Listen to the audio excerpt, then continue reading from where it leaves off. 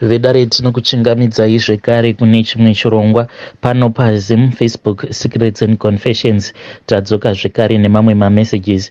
Hei zvakangoma hazvo veduwe. Pane imwe message iyo yandakatumidzirwa ichibva kuna vahanzvadzi vedu. Hanzi makadi zvenyu mukoma, ndinokumbirawo kuti munge muchindiposterawo nyaya yangu makavikawo chitupa changu. Inini ndiri mudzimai ane makore 32 years ekuberekwa. Ndauyawo pano neconfession yangu yandikuda kuti ndinge ndichikuudzai. Kasisi vaiwanzokufara neni pafoni vachingonditi uya kuno mwana waamai vangu, kana ukagara wauya kuno zvose zvinobva zvaita bho. Bamuni ava vauri kuti vanonetsa havambonetsi ava, iwe uchingosvika kuno mwana waamai, kana ukangogara wauya kuno zvose zvinobva zvaita bho. Zvose zvishuvo zvemwoyo wako I will make sure kuti bamuni vachange vachizokuitira zvose zvaunoda. But at that time I didn't even believe kuti my marriage was going to be saved, because marriage yangu yainge yasvika panguva yakaoma. Murume ainge ava kunditambisa nhova. Chakaitika ndechekuti murume wangu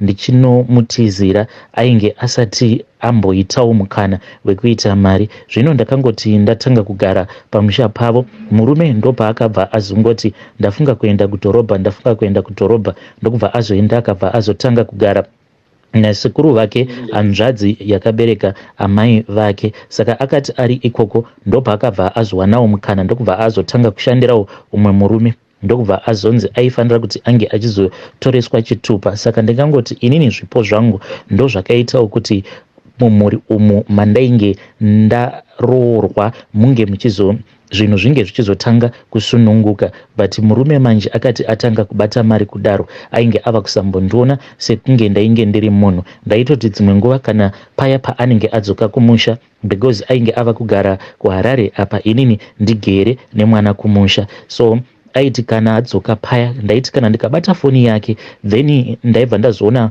mamessages, ndobva ndamubatira mamessages awo aanenge achitotaura nemagirlfriends ake. Ndainge ndava kutoonekwa sekunge chituta chaiko.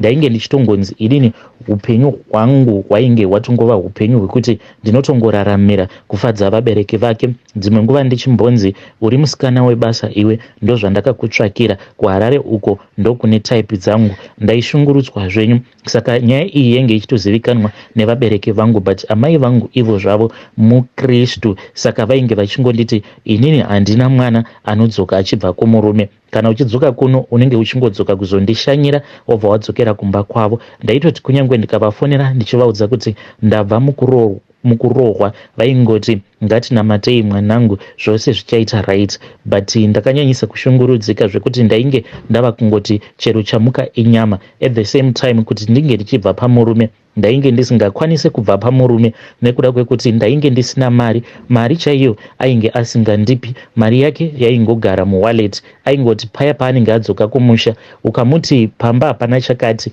aibva abuda obva aenda obva anotenga obva adzoka achisa zvinhu zviya mumba maamai vake. Not kuti vamwene vangu vane mwoyo wakashata, but iye murume wangu ndozvaainge achitongoita. Ainge asingadi kuti ndinge ndichiita very close naamai vake, and ainge achingoda kungondirakidza kuti iye ainge aine mapowers akadarika mapowers andainge ndiinawo. Each and every time ari kumusha aikwanisa kungokurwadzisa obva atokuudza kuti iwewe ndiwe munhu wandiri kuda kuzokaurisa, because kuHarare uko kutori neumwe munhu, kutori neumwe musikana wangu atori nepamuviri izvezvi. Saka munhu iyeye ndikuda kutomuunza pano. Ende ndaiti kunyange ndikachema aibva atanga kutondiseka kana kutondirova achinditi unondinyangadza, uri kuchemerei, chingonyarara, you need to be happy nekuti at least ndakatokusarudzawo. Ende pawakati wava nepamuviri handina kukutamba rough, because vamwe vaitoti ndaifanira ndakakuramba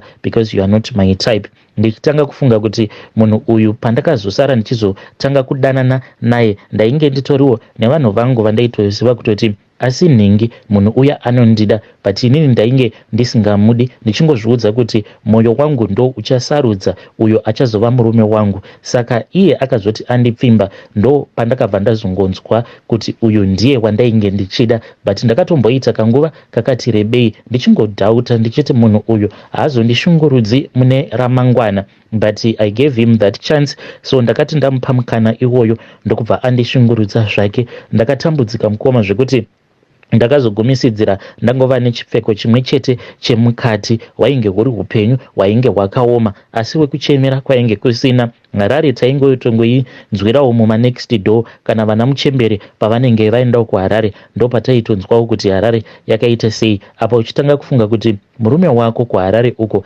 anotofamba nemotikari aitozviisa kana pamastatus uchitoona kuti each and every Friday munhu anotobuda achitoenda zvake kumafaro achitokutumidzira mavideos ari kumafaro uchinyatsokuona kuti ya munhu uyu ari kufara nemaslay queens ake. But sezvisinei ndakabva ndazoteerera sisi vangu vakabva vanditi iwe chingotsvaka munhu anokukwereta mari. Kana ukagara wawana munhu anokukwereta mari iwewo kana ukangoya kunoku I will make a plan ndobva ndazokupa mari obva wazodzorera kune munhu uyo anenge akupa mari yake. So ndozvandakazoita ndakabva ndazotaura neimwe friend yangu nayo yainge ichishungurudzwa ndingangoti zvake zvainge zvitori wese akazotogumisidzira atotiza marriage mushure mekunge abayiwa nebanga nemurume wake aishungurudzwawo. Saka mukunoshungurudziwa kwedu taiwanzo kuzotanga kutaura zvedu nyaya tichingosimbisana kuti zvose zvichaita bom. Saka pandakamuudza kuti sisi vangu vainge vati ivo vaiva nesolution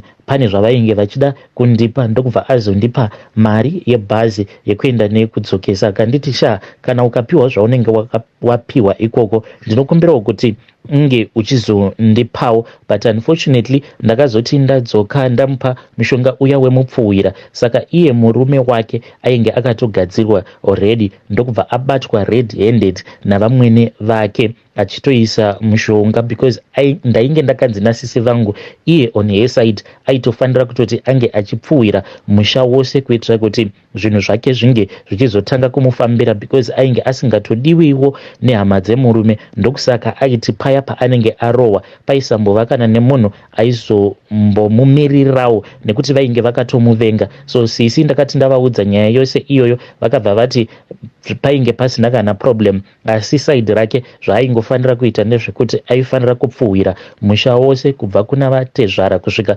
kuchizukuru chekupedzisira kuitira kuti akwanise kuzova controller vose including a husband. Saka iniwo ndo zvandakazongosvika ndichimuudza semaudzirwo awo andakazviitwa nasisi vangu ndikabva ndangomuti unodai wodai wodai. Iye amenoti akazozvifambisa sei because ndakazongonzwa yava mhere ndo patakabva tazonzwa zvichinzi iye ainge abatwa navamwene vacho achida kuisa mupfuwira mupoto achibika. But ndinoda kungomutenda because kunyange zvake akabatwa inini haana kana kumbonditengesa. Kunyange nyaya yacho payakazoendeswa kwamambo hana yangu yainge ichingorova, especially paakazobvunzwa kuti saka uyu akakupa mushonga wacho uyu wawainge uchida kushandisa pakupfuwira mhuri yose ndiani iyeye. Haana kana kumbogara ataura zita rangu, akabva atotaura kumwe kunhu kwekutoti kwainge kusina kana anyone aikwanisa kuverifya kana kuziva nzvimbo yacho ndokubva azodzingwa paya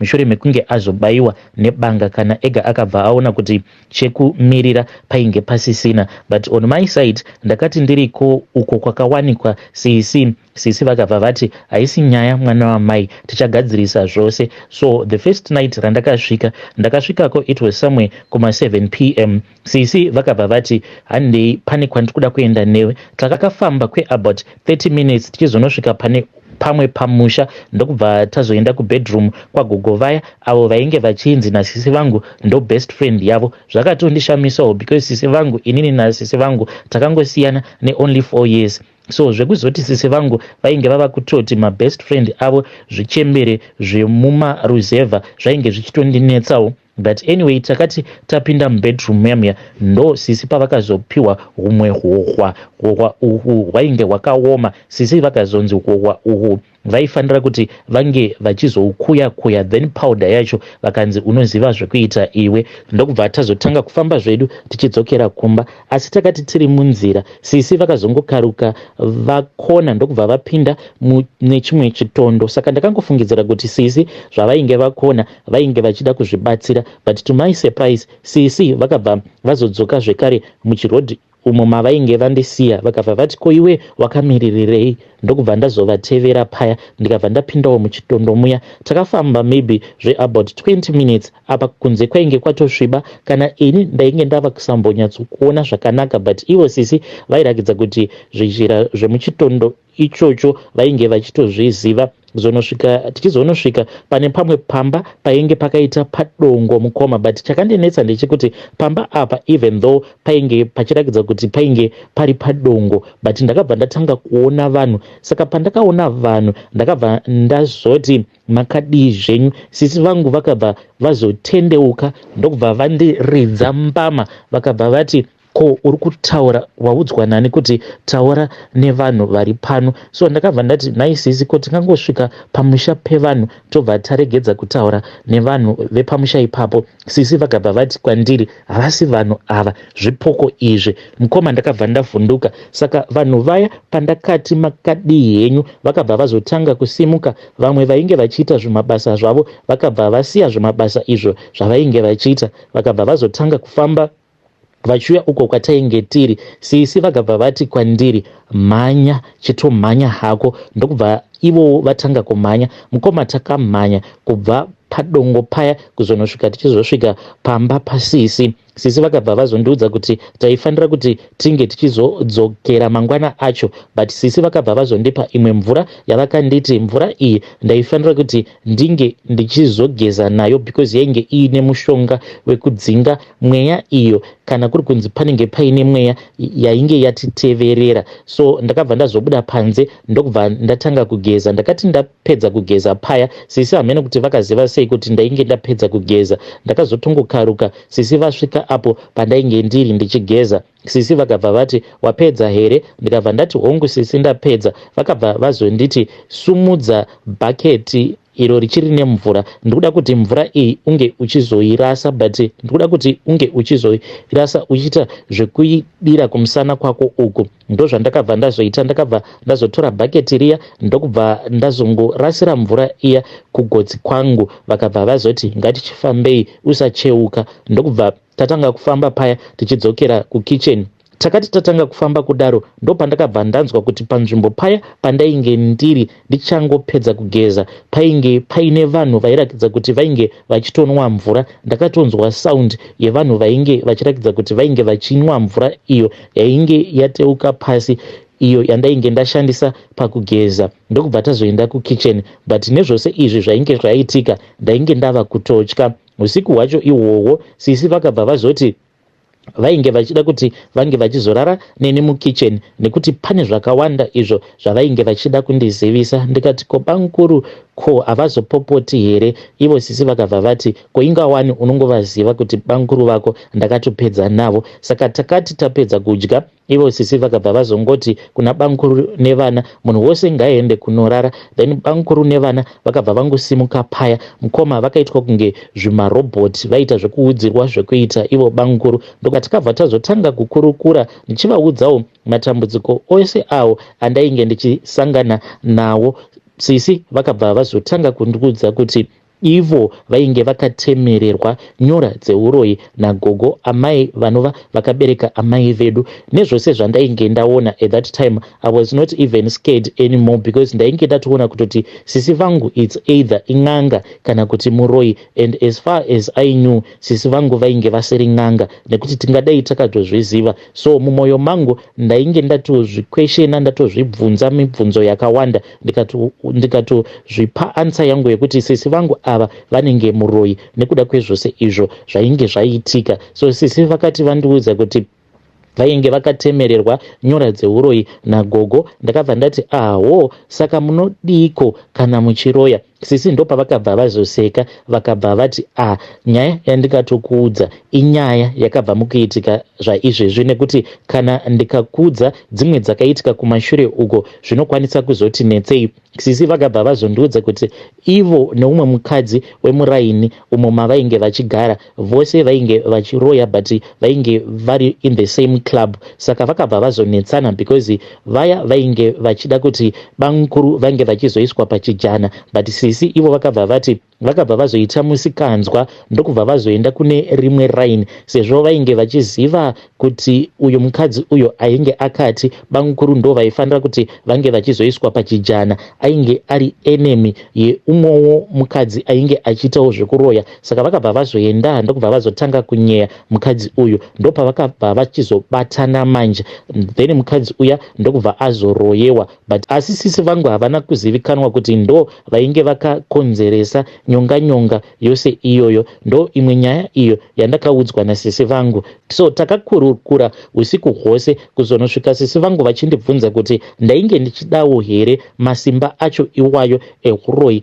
nekushungurudzwa kwose uko kwandainge ndakaitwa nemurume wangu. Ndakabva ndangoti it is fine because ndakati ndakatarisa banguru ndikabva ndaona kuti saka kuti unzi uri muroyi chinhu chakanakisa chaizvo, because murume wako haazombofi akakujairira. Ndainge ndatochiva masimba awo andainge ndaratidzwa nasisi vangu. Sisi vakabva vati painge pasina chinonetsa. So inini club yandakajoina, club yacho iriko uko kumaraini kwakavakira sisi vangu. So usiku hwoga kana kuri kunzi panenge paine meetings atichifanira kuti tinge tichiita, ndinotobhururuka ndichitobva kuno kwandiri kunyika yevatorwa, ndobva ndatoenda ikoko ndinotoona sisi vangu nevamwe vakadzi avo vavanoshandidzana navo. Usiku ihwohwo ndakati ndakarara ndopandakabva ndanzwa sisi vangu vachindimutsa. So ndakatofungidzira kuti vainge vachitondimutsa panyama chaipo, but vainge vachitondimutsa pamweya. Ndokubva ndavatevera paya.